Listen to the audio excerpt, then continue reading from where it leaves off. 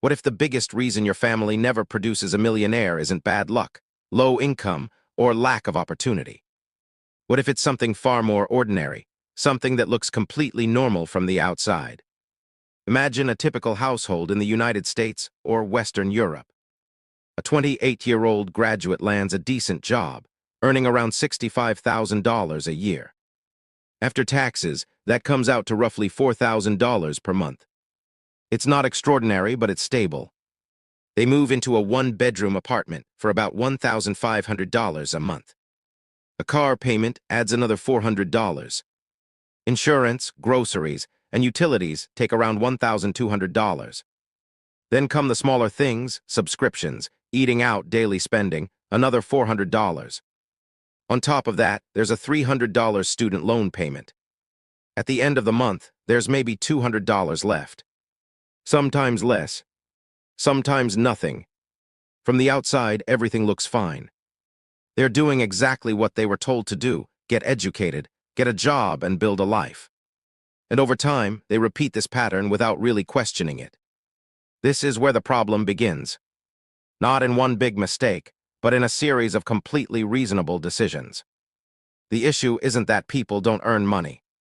It's that almost every dollar they earn is already assigned before it even arrives. Housing expands with income. Lifestyle quietly upgrades. Expenses grow without much resistance. Saving and investing become something you do only if there's anything left. But most of the time, there isn't. Let's look at the math. If someone saves $200 a month, that's $2,400 a year. Over 20 years, even with steady investing, it might grow to around $100,000. That's useful, but it doesn't change a family's financial future. Now imagine someone investing $1,000 a month instead. Over the same time period, that could grow into $500,000 or more. Same market, same time. The difference is simply how much was kept and invested. So why don't most people do this? Because financial decisions are rarely just about math. They are shaped by pressure, to look stable, to feel successful, to keep up with people at the same stage of life. A slightly better apartment feels justified. A newer car feels like progress. Spending becomes a way to match the life you think you should be living. And none of this feels irresponsible. It feels normal. That's what makes it so easy to repeat. Fast forward 20 or 30 years, and income may have increased, but so have expenses. There may be some savings.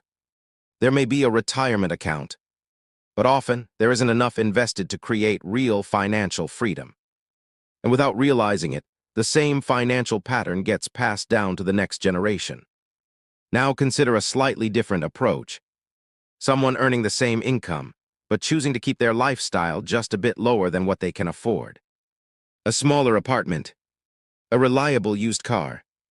Fewer automatic upgrades as income grows. Not extreme sacrifice. Just a bit more control. That difference might free up $700 or $800 a month. Invested consistently, that gap starts to compound. Over time, it creates a completely different financial outcome.